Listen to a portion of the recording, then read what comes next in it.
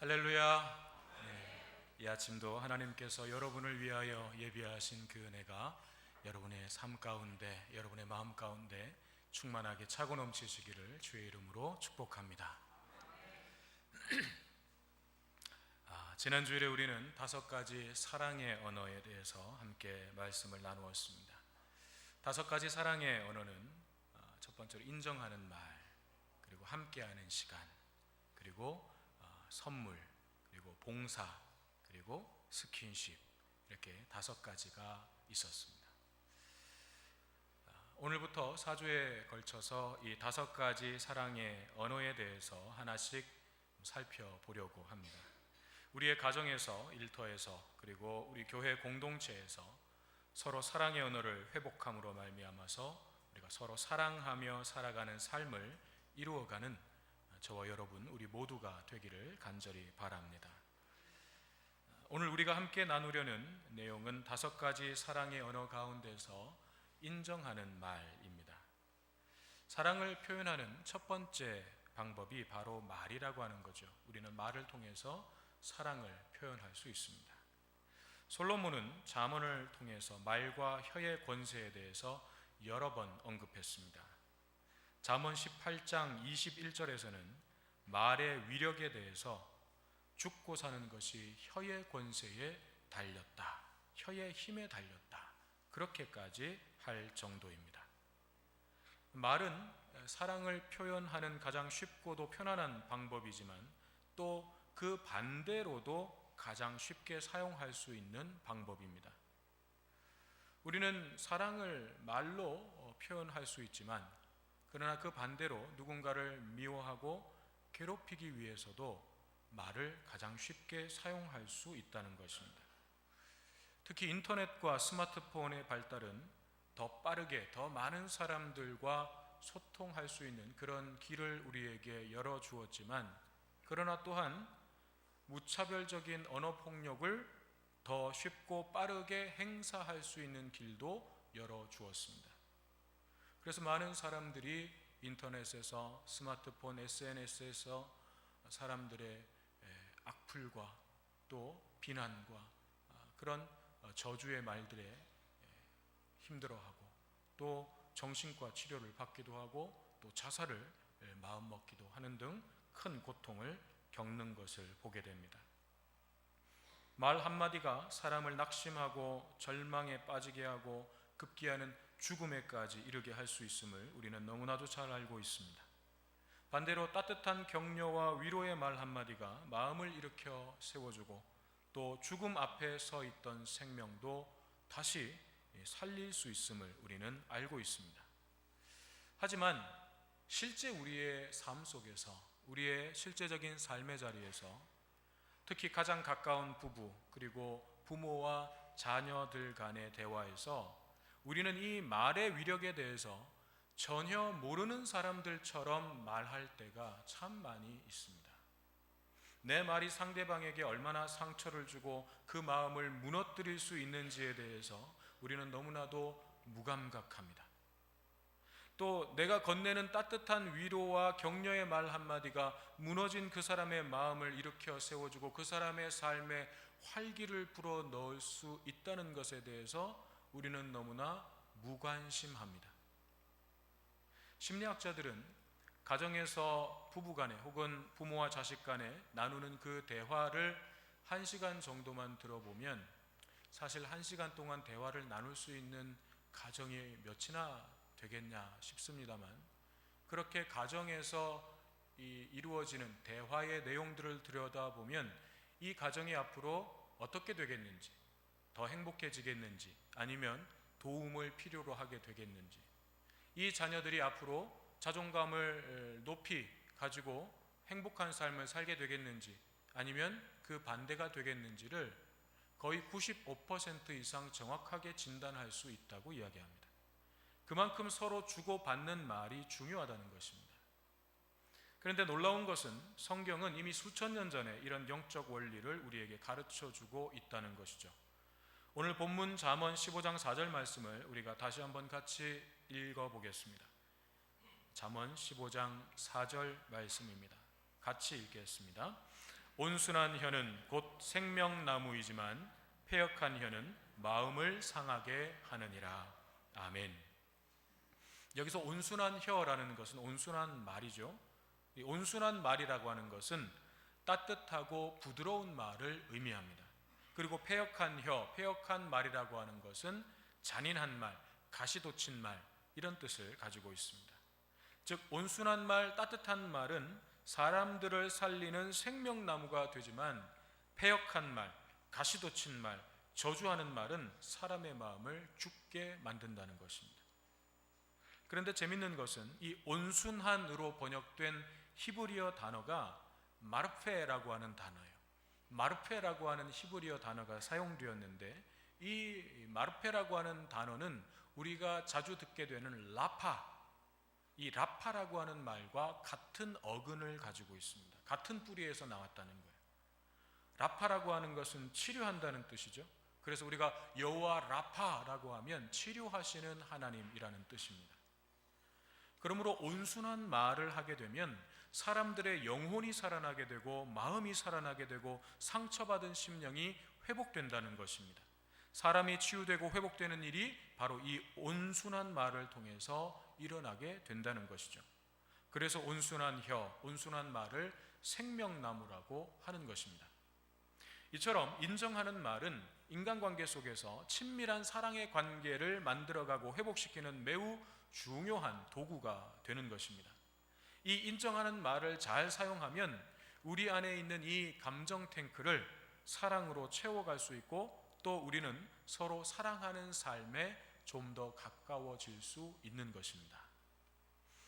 그렇다면 인정하는 말은 무엇을 어떻게 한다는 것인가? 인정하는 말을 한다는 것은 구체적으로 어떻게 무엇을 한다는 것인가? 여기서 우리는 두 가지를 생각해 볼 수 있습니다. 먼저 무엇을 말할 것인가 하는 거예요. 말의 내용이죠. 무엇을 말할 것인가? 그 다음으로는 어떻게 말할 것인가를 생각해야 합니다. 말하는 태도와 방법의 문제입니다. 그러니까 말을 할 때에는 이 두 가지가 항상 같이 생각되어져야 합니다.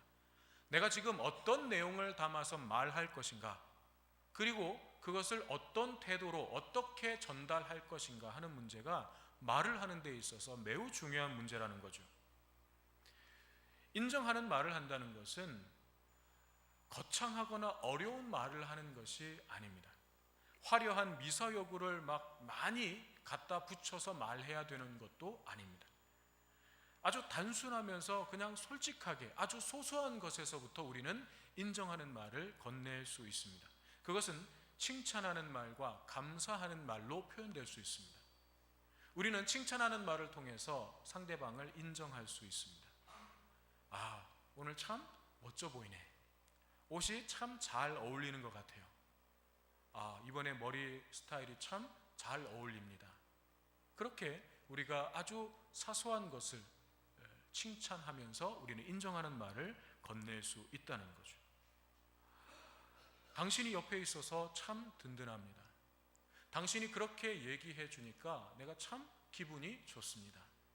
그렇게 상대방에 대해서 칭찬하고 인정하고 격려하는 것입니다. 이것이 인정하는 말이에요. 어렵지 않습니다. 어쩌다가 남편이 자의반 타의반으로 쓰레기를 버리거나 청소기를 돌리거나 설거지를 했을 때 격하게 칭찬을 해 주시라는 것입니다. 뭐 대단한 일 했다고, 그게 뭐 그렇게 대단한 일이라고, 나는 맨날 하는 거거든. 이렇게 반응하지 마시고 그게 자의반 타의반이든 격하게 좀 칭찬을 해 주시라는 것입니다. 또 감사하는 표현도 인정하는 말입니다. 아내는 남편의 수고를, 또 남편은 아내의 수고를 인정해주고 고마운 마음을 표현하는 것입니다. 오늘도 수고 많았습니다. 오늘도 참 수고 많이 했어요. 뭐 힘든 일은 없었어요? 오늘 힘든 일은 없었어요? 하고 한번 물어봐 주는 거죠. 당신이 우리 집 가장으로 참 무거운 짐을 지고 있는 것에 대해서 늘 나는 고맙게 생각하고 있어요. 하고 아내가 위로와 격려 그리고 감사의 말 한마디를 건넬 수 있다면 그 가정은 힘을 내어서 내일도 가족들을 위해서 기꺼이 전쟁터로 나갈 수 있지 않겠습니까? 당신도 수고 많았어. 어디 아픈 데는 없어? 요새 많이 피곤해 보이는 것 같은데 어디 아픈 데는 없어? 당신이 어려운 형편 속에서도 우리 집안을 잘 보살펴줘서 우리 가정이 이렇게 평안할 수 있는 것 같아.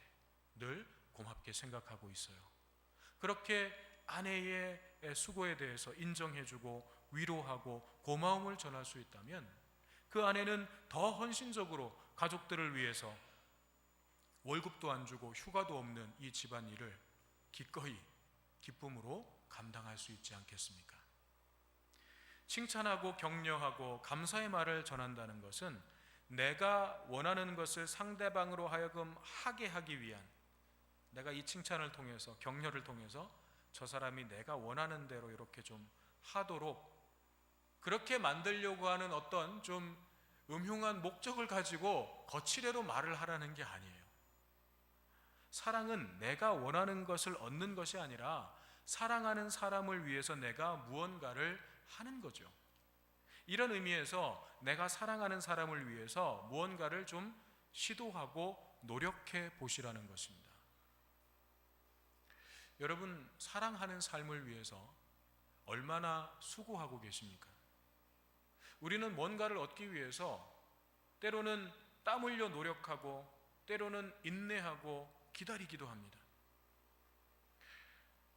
예전에 어떤 최신 스마트폰이 딱 처음 들어와서 판매될 때 대한민국 1호를 갖고 싶어서 그 매장에 사흘 전부터 진을 치고 텐트를 치고 노숙을 하면서 그거를 얻기 위해서, 그것을 먼저 경험하기 위해서 인내하고 또 기다립니다.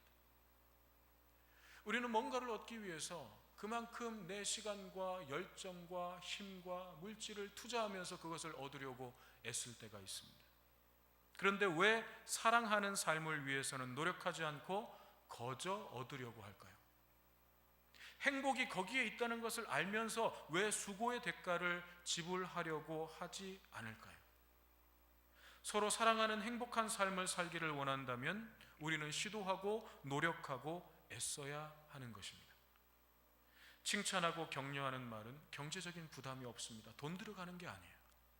체력적으로 부담되는 것도 아닙니다.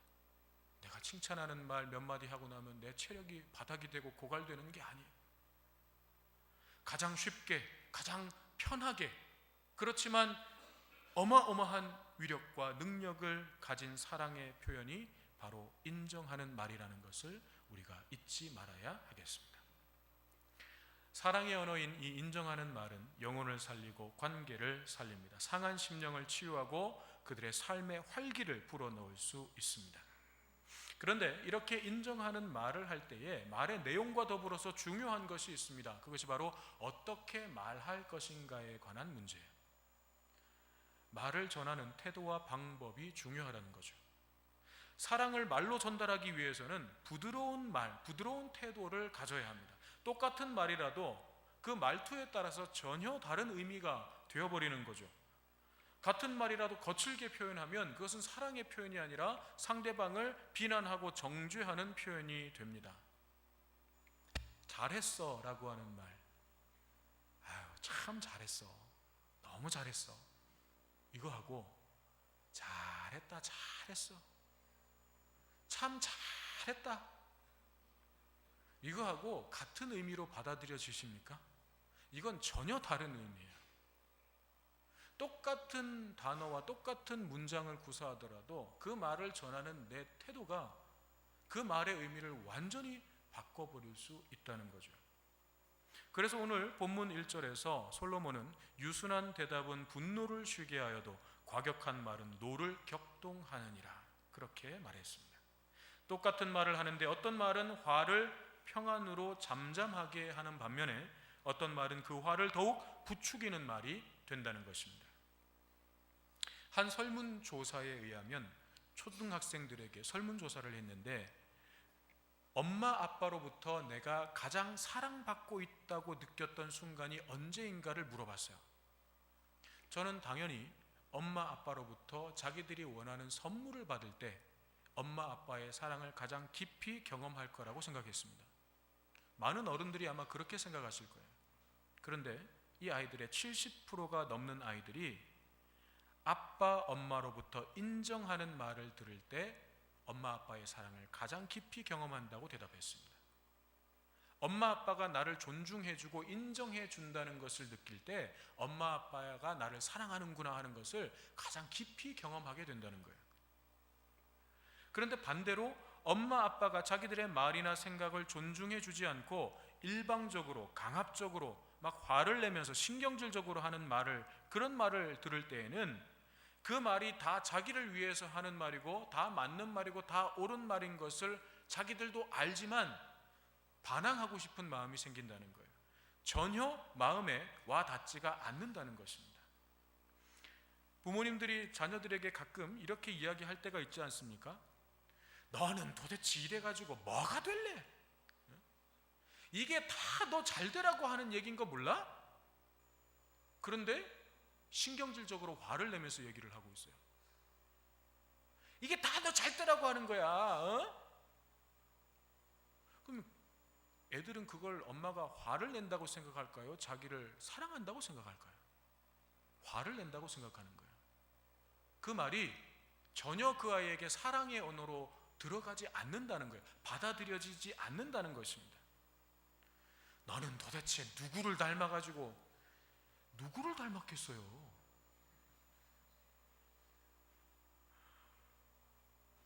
나의 화난 감정을 아이에게 쏟아넣는 것이지 그것은 사랑의 언어가 아닙니다. 이것이 비단 아이들에게만 해당되는 것이겠습니까? 아이 어른 할 것 없이 아무리 좋은 말, 그것이 상대방에게 주는 사랑의 언어라고 할지라도 그 말을 담아내는 태도가 그만큼 중요하다는 것입니다. 좋은 말을 상대방을 존중하는 부드러운 태도의 그릇에 담아서 건넬 때 그 말은 진정한 사랑의 언어로 그 사람에게 받아들여지고 채워지게 된다는 거죠. 또 인정하는 말은 명령하지 않고 부탁하는 말입니다. 우리가 인정하는 말을 건네기 원한다면 명령조가 아니라 부탁해야 된다는 거죠. 여기에 필요한 태도는 겸손함입니다. 명령이라고 하는 것은 상하 관계에서 사용하는 말이에요. 하지만 부탁은 서로 동등한 입장에서 사용하는 말입니다. 그러므로 명령형조로 자꾸 이야기하시는 분들은 기본적으로 상대방을 나보다 아래에 두려는 마음을 갖고 있다는 거예요. 내가 너보다 높은 위치에 있다고 생각하는 마음이 그 속에 있는 것입니다. 여러분 잘 한번 생각해 보십시오. 내가 자꾸 명령조로 뭘 얘기를 한다는 것은 상대방을 나와 동등한 위치에서 존중하는 마음이 아니라 나를 더 높이 두고 그 말을 하고 있다는 것을 여러분 발견하게 될 것입니다. 부탁은 상대방을 나와 동등하게 존중받아야 할 사람임을 인정해 주는 것입니다. 부부는 서로 동등한 존재입니다. 누가 더 위에 있고 아래에 있는 위치가 아닙니다. 부모와 자식의 관계도 마찬가지입니다. 부모가 위에 있고 자식이 아래에 있는 것이 아니라 서로 동등한 인격을 가진 하나님의 형상을 가진, 그래서 서로 존중받아야 할 그런 인격체라는 거죠. 그렇다면 그 대상에게 우리는 명령을 할 것이 아니라 부탁을 해야 된다는 것입니다. 그렇습니다. 진정한 사랑은 강요하고 명령하는 것이 아니라 선택의 여지를 주는 것입니다. 그 사람의 요구에 응할 수도 있고 거부할 수도 있습니다. 우리가 부탁하는 말은 상대방에게 이런 기회를 주는 거예요. 나의 말을, 나의 부탁을 들을 수도 있고 거부할 수도 있는 선택의 기회를 그 사람에게 주는 것입니다. 상대방에게 선택의 기회를 준다는 것은 그만큼 상대방을 존중하고 인정하고 있다는 표현인 거죠.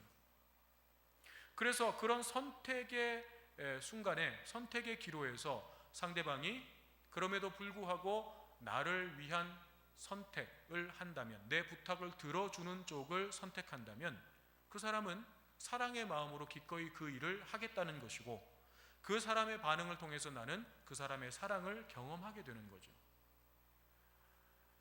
그런데 명령으로 뭔가를 하게 되면 사랑의 감정을 얻을 수가 없습니다. 경험할 수가 없습니다. 물론 상대방이 마지못해 가지고 큰 소리 날까봐, 갈등이 일어날까봐 마지못해 가지고 억지로 해줄 수는 있겠죠. 그 요구에 따라줄 수는 있겠죠. 그렇지만 그것은 진정한 사랑의 반응이 아닙니다. 그건 사랑이 아닙니다. 내가 그렇게 하기를 원하는 마음이 담겨져 있지 않는 것은 사랑이 아니에요. 그러므로 부탁하는 말은 상대방에게 사랑을 표현할 수 있는 기회를 만들어주는 것이고, 또 나에게는 그 사람의 사랑을 경험하게 되는 기회가 되는 것입니다. 물론 부탁한다고 해서 상대방이 내 부탁을 다 들어주는 건 아니에요. 그렇지만 그 사람이 내 부탁을 거절하는 그 선택마저도 우리는 인정하고 존중해 줄 수 있어야 되는 거죠. 그렇게 되면 그 다음에 내가 부탁할 때에는 아마 상대방은 내 부탁을 가능한 들어주기 위해서 노력하게 될 것입니다. 이것이 서로 그렇게 상호작용으로 일어나게 될 때에 우리는 기꺼이 그 안에서 사랑을 경험하게 되고 사랑이 채워지게 될 것입니다. 그렇습니다. 인정하는 말은 우리가 표현할 수 있는 사랑의 언어 가운데 하나입니다. 인정하는 말은 영혼을 살리고 마음을 살리고 관계를 살립니다. 상한 심령을 치유하고 그들의 인생에 활기를 불어넣을 수 있습니다. 하나님께서는 우리들에게 서로 사랑하며 살아가야 할 사람들을 만나게 해주셨습니다. 그것이 바로 우리의 가족들입니다. 그리고 이 믿음의 공동체 안에서 만나는 믿음의 가족들이며 우리의 직장의 동료들이며 우리가 만나는 이웃들입니다. 그리고 하나님은 이 관계들이 인정하는 말들로 채워질 때 서로 사랑하는 관계로 세워지고 회복된다는 것을 말씀해주고 계십니다. 오늘 우리의 삶에 행복은 다른 것에 있지 않습니다. 경제적인 형편이 어떠냐 하는 것이 중요한 문제이기는 하지만 우리가 살아가야 할 행복한 삶의 본질은 아닙니다. 우리에게는 살아계신 하나님께서 함께하고 계시고 우리를 사랑하시기 위해서 독생자를 내어주신 그 하나님의 사랑이 우리를 부요하게 하십니다. 그 하나님께서 서로 사랑하고 사랑받으면서 살아가라고 만나게 해주신 우리 가족들과 우리의 이웃들을 통해서 우리의 그 마음이, 우리의 그 사랑의 탱크가 채워지도록 역사하고 계십니다. 우리 가정들이 또 우리 교회의 목장들이 이처럼 인정하는 말들로 채워지게 된다면 하나님께서 우리와 함께 하시는 증거들이 나타나게 될 것입니다. 그리고 그 속에서 하나님의 사랑이 우리를 통해서 서로를 치유하고 세워가는 것을 경험하게 될 것입니다. 우리의 가정과 우리 교회가 작은 천국으로 하나님이 함께 하시는 하나님의 나라를 경험하게 될 것입니다. 하나님은 이것을 저와 여러분과 함께 이루어 가기를 원하십니다. 사랑의 또 다른 표현은 인정하는 말입니다. 그 인정하는 말은 우리의 마음을 살립니다. 관계를 회복시킵니다. 인정하는 말을 통해서 천국을 경험하는 저와 여러분 되시기를 주님의 이름으로 축원합니다. 오늘 주시는 말씀